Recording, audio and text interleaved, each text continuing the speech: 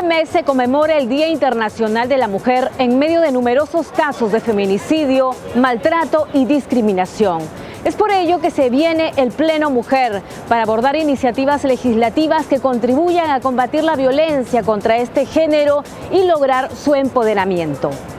En la presente edición de Voz Ciudadana vamos a analizar algunas leyes que ya fueron promulgadas, como la que se refiere a las medidas de atención y protección a las víctimas, la que prohíbe la discriminación remunerativa entre hombres y mujeres y la que promueve utilidades justas para madres trabajadoras.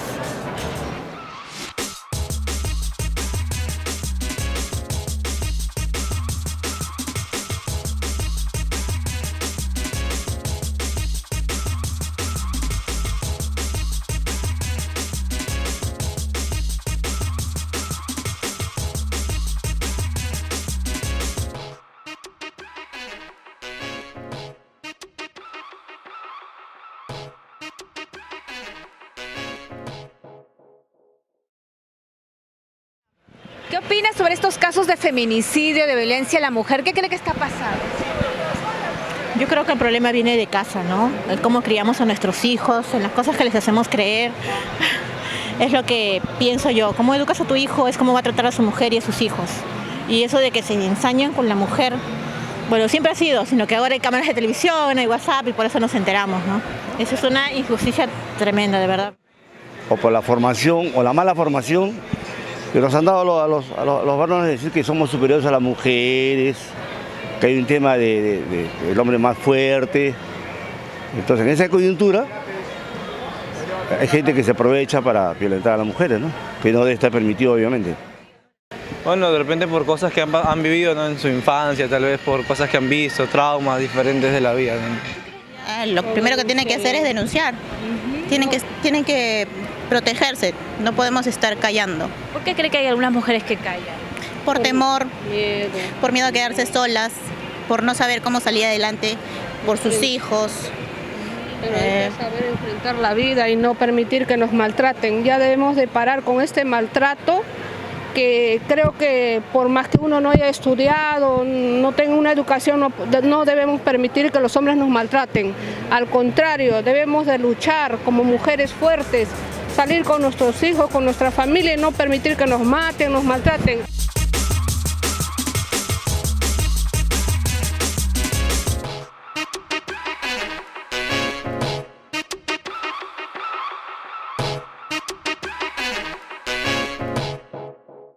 Liz, se viene el Día Internacional de la Mujer y el Perú está con unas estadísticas, unas cifras de terror ante los numerosos casos de feminicidio. Efectivamente, este 8 de marzo, si bien es el Día Internacional de la Mujer y podríamos decir que hay elementos para celebrar el avance en los derechos de las mujeres, también hay mucho que exigir aún, hay mucho por qué preocuparse, hay mucho que recordarle al Estado frente a su obligación de garantizar la seguridad y el ejercicio pleno de los derechos humanos de las mujeres. El feminicidio viene a ser la expresión de que la discriminación contra las mujeres todavía persiste y que esta toma dimensiones muy crueles. Vemos cada asesinato mucho más cruel que el otro, vemos mujeres que son torturadas, que son quemadas, que son mutiladas, y esto es algo que realmente tiene que cambiar. Este 8 de marzo, si bien es cierto, celebremos que los derechos de las mujeres hoy son visibles, a diferencia de hace muchos años, de hace varios años, también tenemos que salir a marchar, salir a exigirle al Estado de que todavía hay un camino muy largo por recorrer. Sin embargo, usted lo ha señalado, vemos casos terribles. ¿Qué lleva a un hombre a no aceptar una negativa, a que una relación terminó y simplemente tomar la decisión más drástica que asesinar a su pareja o expareja? Es bien importante señalar que no estamos hablando solamente de un hombre, una persona individual, estamos hablando de un sistema de discriminación que impacta sobre la ciudadanía en general y que por supuesto hay agresores que digamos son expresión de esta cultura, son resultado de una cultura discriminatoria y que pueden llegar a cometer este tipo de crímenes cuando perciben justamente que el poder que ellos consideran que es natural, que deben de tener sobre una mujer, pues se ve trastocado. Vemos cómo las manifestaciones de los feminicidas tienen el mismo hilo conductor, ¿no? Estamos hablando de agresores que dicen que mataron a las mujeres porque no quisieron estar con ellos, porque los dejaron, porque discutieron con ellos, porque les pidieron la pensión de alimentos, ¿no? Porque decidieron no continuar una relación, etcétera, etcétera. Y todo esto tiene que ver con negar la autonomía de las mujeres, la autonomía tanto afectiva como sexual de las mujeres, y eso tiene todo que ver con una sociedad sumamente patriarcal, en donde el machismo es justamente una expresión de este sistema de organización social que aún no logramos revertir. Hoy los derechos de las mujeres, sí es cierto, son más visibles que nunca, y eso por supuesto tiene que celebrarse y seguirse por ese camino, pero a la vez también hay mucha resistencia de quienes piensan que esto atenta contra el orden natural, entre comillas, de las cosas. ¿Y por qué algunas mujeres no denuncian? Por miedo, temor, algunas les gusta el maltrato. ¿Crees que les gusta el maltrato? También, algunas también están enfermas psicológicamente, deberían tener ayuda psicológica. Si tú fueras víctima de agresión por parte de tu pareja, insultos o golpes, ¿tú lo denunciarías? Sí, porque yo he sido. ¿Tú has sido víctima? Víctima, sí. ¿Lo has denunciado? Yo lo he denunciado. A la larga, yo pienso que debe haber las sanciones más drásticas, o sea, más tiempo de cárcel para un agresor o a un hombre que agrede a una mujer, pues, ¿no? Sea lo que sea. Debería de haber una ley que ya de una vez ponga a que todos los hombres, de una vez una ley, al que sea algo fuerte para que la mujer pueda salir adelante de una vez y ponerse alto, ¿no? Para que puedan hablar todas las mujeres, porque hay algunas mujeres que se quedan calladas ante tantos abusos. ¿No te quedarías? No, yo no me quedaría callada, de frente los denunciaría.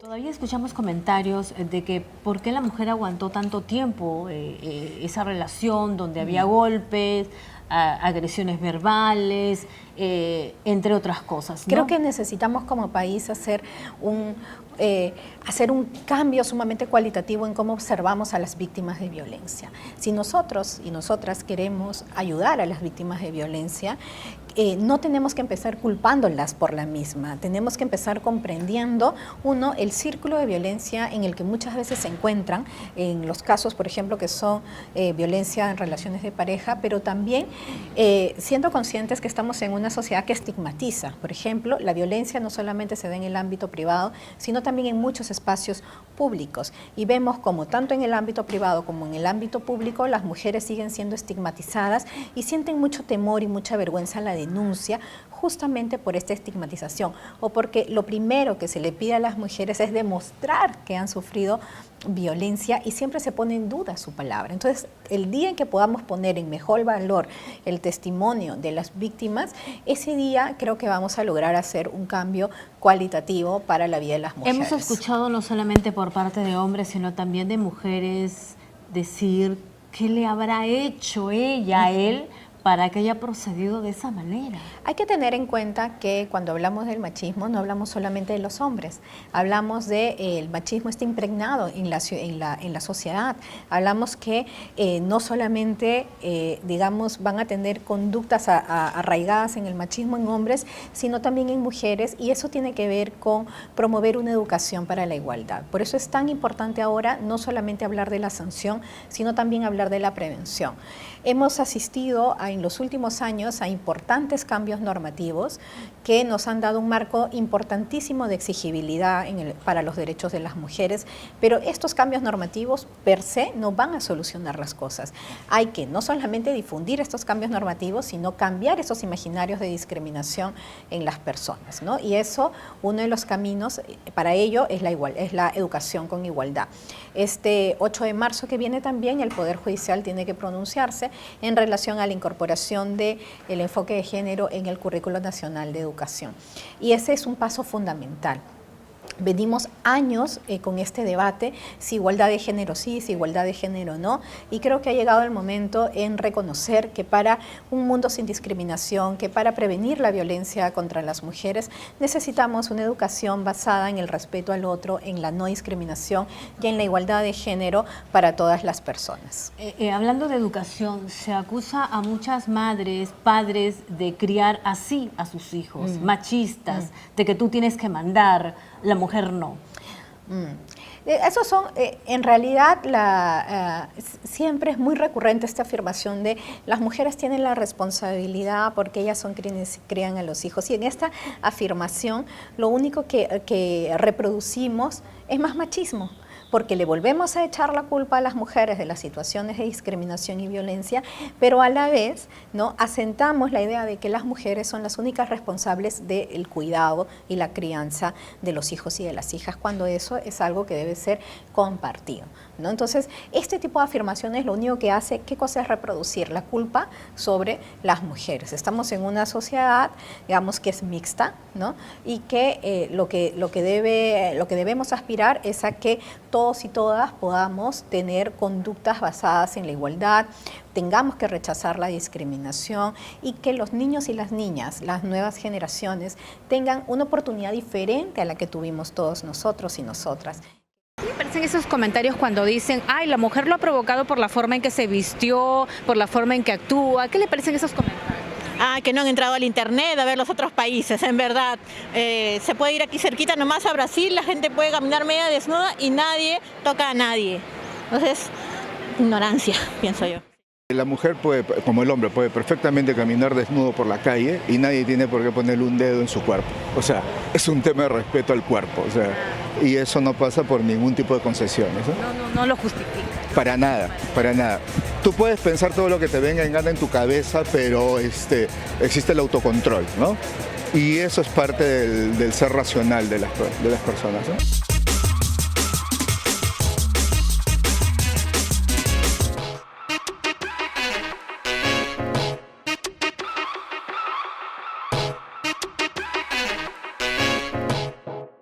Las leyes y las sanciones, las duras sanciones contra estos agresores, ¿están ayudando?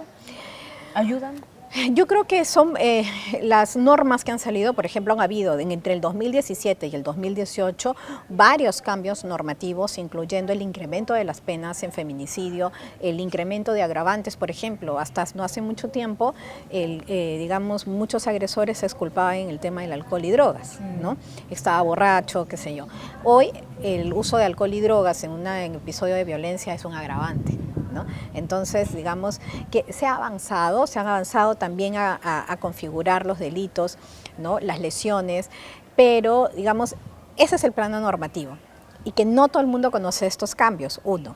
2, no por normar el problema se soluciona. Claro. La parte normativa es una dimensión fundamental, importantísima, lo es otra dimensión fundamental, importantísima, la prevención, ¿no?, que no tiene que ver solamente con campañas concretas, sino tiene que ver con educación, con institucionalidad de los derechos de las mujeres, con capacitación concreta a operadores de justicia y de servicios, ¿no? Por supuesto también con campañas informativas, con difusión de las leyes, ¿no?, y con empoderamiento de las mujeres también, ¿no?, con hacerlas conocer sus derechos. Hay muchas mujeres que no conocen sus derechos, ¿no?, que no conocen, por ejemplo, las leyes que existen, que no conocen, por ejemplo, que ahora si tú pones una denuncia en 24 horas se tiene que tramitar, ¿no?, y que el tiempo para exigir las medidas de protección también se ha acortado. Entonces, todo eso tienen que conocer las mujeres para tener más herramientas para poder acceder a la justicia. Aunque es una pena, ¿no? A veces se da medidas de protección y ahí solo es en el papel, sí, porque claro, no sirve y esa es la otra, exacto, esa es la otra dimensión, ¿no?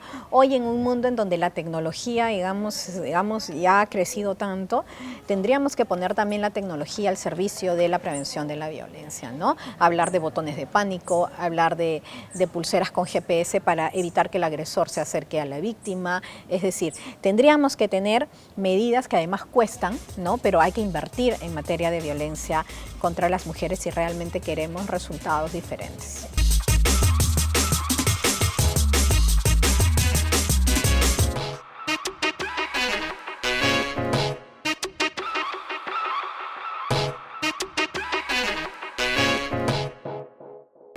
¿Sabía usted que muchas mujeres trabajadoras ganan menos que sus compañeros varones por simples prejuicios? Es por ello que se ha promulgado la ley que prohíbe la discriminación remunerativa entre hombres y mujeres. Conozcamos sus alcances. En efecto, el 8 de marzo del año pasado se publica este reglamento. La ley 30709 se publica el 27 de diciembre del 2017 y esta norma lo que establecía, lo que buscaba era cerrar esta brecha que existía entre la remuneración entre varones y mujeres para igual trabajo o con trabajo de igual valor, ¿no? Entonces, esta diferencia abismal que existía y que la OIT en muchas oportunidades se ha pronunciado, es más, en temas de desigualdad de género, Perú ocupaba, me parece, el puesto número 45 en el año 2017, en tema puntualmente laboral. Lo que busca esta norma es establecer obligaciones para el sector privado, como por ejemplo, tener un plan que establezca criterios suficientes para determinar el puesto, las funciones y el valor del trabajo y la remuneración del mismo, así como también planes para los ascensos, ¿no? No solamente es para el tema de la determinación del sueldo que tienes ahora, sino también los criterios para poder ascender, para tener una carrera profesional dentro de la empresa en la que puedas estar laborando. Por años la mujer ha estado ganando menos que los varones, ¿no? Bueno, sí, en efecto, si bien es cierto, no solamente la participación de las mujeres en el sector laboral ha ido incrementando, ¿ya? Todavía no hay una equiparidad, en realidad no existe. El sueldo actualmente todavía es diferenciado, tal es así de que en uno de los últimos estudios que hace la OIT, el año pasado en noviembre me parece, hace puntualmente una diferenciación entre las mujeres que trabajan y que no tienen carga familiar, tenían, por decir, el 100% de la remuneración, mientras que la comparación con las mujeres que tenían carga familiar recibían un 12.8% menos. ¿Menos que los varones? No, menos que las mujeres sin carga laboral. O sea, hasta eso existe se toma diferencia, en cuenta. sí, existe diferencia. Si tengo hijos o no. Sí, y para el caso de los hombres, también existía una brecha por la carga familiar, pero era totalmente contraria. Mientras que para las mujeres era una diferencia negativa, es decir, las que tenían carga familiar tenían un 12% menos, para el caso de los hombres tenían un 5% más. O sea, si ellos tenían hijos les favorecía, sí, y a las mujeres no. Eso es ¿hasta ahora ocurre? Esto es, como te digo, este informe ha salido en noviembre del año pasado. ¿Y cuál es el criterio? Lo que existe, bueno, no hay un criterio económico, no hay un criterio objetivo, ¿cuál es el pensamiento? Sino simplemente en realidad, como hace la conclusión a la que llega este informe es que es simplemente un tema de discriminación. La discriminación que existe todavía por la mujer, por su rol y la incompatibilidad que se cree todavía que puede existir entre la carga familiar o entre las obligaciones familiares que existen con su trabajo, ¿no? O sea, ¿qué se dice? Que la mujer que tiene hijos, bueno, se va a ir a su hora, va a faltar a cada rato, sí, porque tiene que atender justamente a los hijos. Porque no solamente va a dedicarse a su trabajo, sino que también tiene sus obligaciones marcadas en su hogar con la atención y cuidado de los hijos, el seguimiento a su escuela, ¿no? Las reuniones escolares. ¿Y qué se piensa del varón que tiene hijos? En realidad, ¿por qué se le aumenta el sueldo a él? Ellos son los que sostienen el hogar, ¿no? Mientras las mujeres tienen toda la parte de la administración del hogar como obligación intrínseca por el hecho de ser las mujeres de la familia, en el caso de los hombres no, ellos son los proveedores del hogar, ¿no?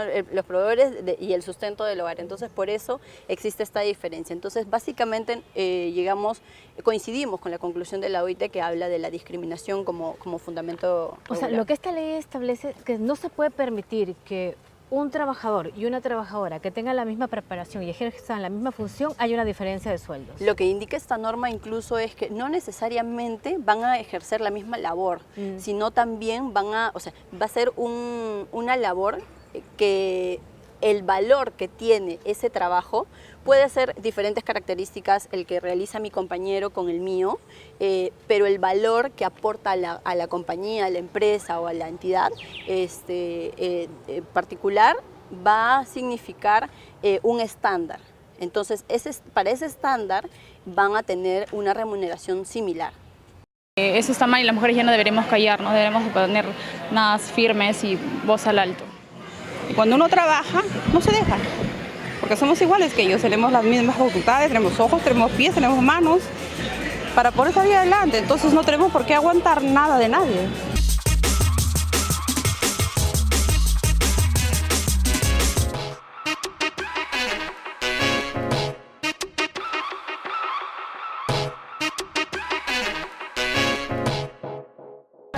Yo estaba trabajando, pero cuando fui mamá dejé de trabajar y me dedico a mi hija. Hay muchas mujeres que por ser madres a veces son discriminadas en el trabajo por el jefe, por los compañeros, ganan menos.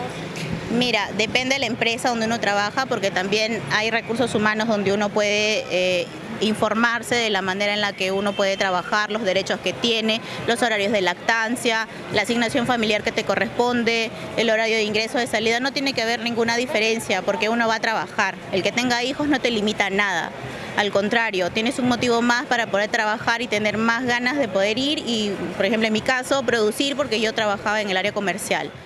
Es más, esta misma norma lo que indica es que las mujeres van a poder tomar sus días prenatales y postnatales, los 49 días, ya sea los prenatales de forma parcial, continua o incluso sumarlos a los postnatales y todos ellos, todos estos días ser computarizados para el cálculo de sus utilidades. Es decir, como si ellos hubiesen ido a trabajar de forma regular, ¿no? Y además estaba dentro de sus derechos. Estaba dentro de sus derechos, lo que también era una forma de discriminar a las mujeres por ejercer su maternidad de forma correcta, ¿no? Entonces, con esta norma es bastante alentadora, está dentro de las normas que en el 2018 se han dado en pro de los derechos de las mujeres y para nosotros es bastante importante, ¿no? Porque ellas van a poder recibir económicamente un reconocimiento con relación a que a su trabajo, o sea, si bien es cierto, se ha visto limitado su trabajo, su labor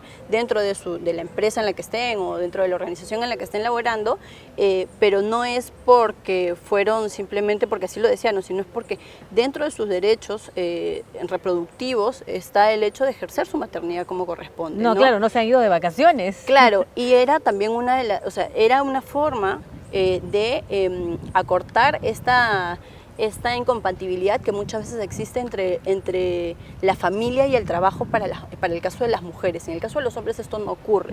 Entonces es muy importante esta norma porque busca justamente acercar esta gran dificultad que tienen las mujeres al momento de ser parte de la PEA, ¿no? Claro. Entonces, sí, muchas mujeres incluso se demoran en salir embarazadas, ¿no? Sí. Retrasan esa etapa de su vida porque por miedo a represalias, que mi jefe me pueden despedir, que voy a ganar menos, que me van a ver diferente, tantas cosas que pasan por su mente, qué estrés, ¿no?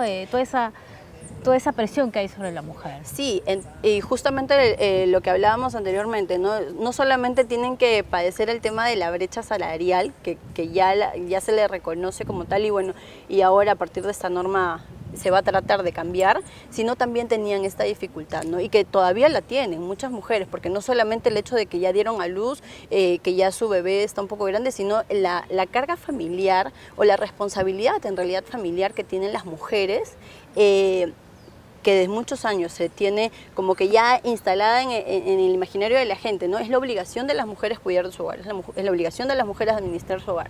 Sin embargo, en el caso de los hombres no ocurre lo mismo. Para las mujeres es muy difícil incorporarse al ámbito laboral cuando tienen una familia de por medio, ¿no? Entonces, de alguna manera, esto es un gran avance, esta norma es un gran avance para que las mujeres no se vean perjudicadas económicamente con relación a esto.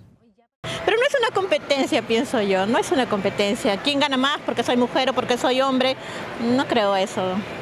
Quien mejor se desempeña es quien más puede ganar. El Perú es una sociedad muy machista. ¿Es posible de cambiar en las casas, en las escuelas? Claro, porque es trabajo múltiple, ¿no? O sea, desde el Estado, con políticas públicas muy claras, el Ministerio de Educación, el Ministerio de la Mujer, tal. Desde el punto de vista de las familias, con toma de conciencia de lo que se tiene que hacer. O sea, la mitad del trabajo con los jóvenes se hace en casa.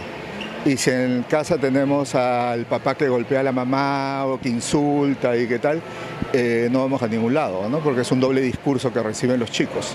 Y luego a nivel de centros laborales, a nivel de empresas también, porque claro, no solamente tenemos que trabajar con los chicos, sino también con la gente adulta, ¿no? ¿Qué opinas de aquellos comentarios de que ella estaba usando minifalda, escote y por eso, y después que no se queje si la agreden, si la piropean o la tocan? ¿Tú crees que qué dices de No, la mujer es libre de poder vestirse como desee. Si desea prenda chiquita, prenda pequeña, es libre de poder sentirse como ella quiere. Por ejemplo, hace demasiado calor y chicas usan prendas pequeñas, ¿no? Y el hombre debe respetar eso, porque acá hay mucho que se pone algo pequeño y el hombre ya es mucho morbo.